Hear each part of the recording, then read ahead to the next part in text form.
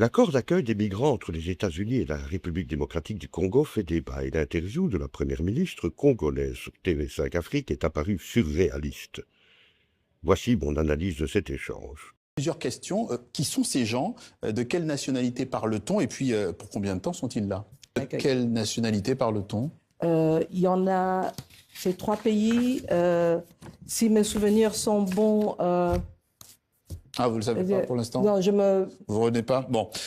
Ils sont là pour combien de temps? Vous avez dit que c'est une phase de transition. Une phase de transition. C'est-à-dire, oui. À peu près?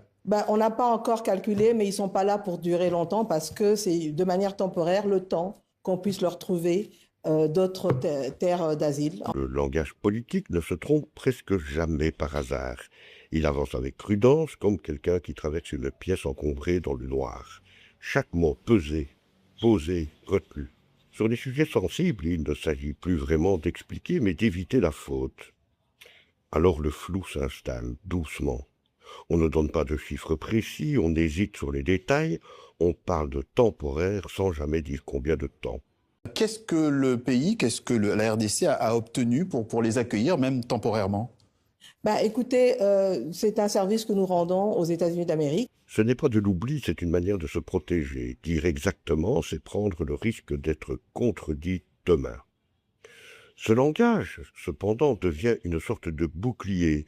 Il permet de parler sans trop s'avancer, de répondre sans vraiment s'engager. Sur le moment, cela tient. On passe l'obstacle, on évite la chute. Mais très vite, quelque chose se fissure. Qui prennent en charge, en fait, leur séjour chez nous. À force de ne pas dire clairement, celui qui parle donne l'impression de ne pas savoir, même si ce n'est pas vrai. Et dans l'esprit du public, le raccourci est brutal. S'il ne sait pas répondre, c'est qu'il ne maîtrise pas. Alors, les regards changent, l'écoute se fait plus dure, l'ironie s'invite, puis la moquerie. Et derrière, une idée plus grave s'installe, celle d'une incompétence. C'est là tout le paradoxe. En voulant éviter le risque de se tromper, le langage politique prend celui de ne plus être crédible. Il se protège, mais il s'affaiblit.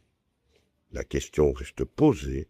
À quel moment le langage politique acceptera-t-il de faire confiance au réel, même lorsqu'il dérange? À quel moment choisira-t-il de dire plutôt que de contourner? Peut-être le jour où ne pas répondre clairement deviendra plus dangereux que de répondre franchement. À bientôt.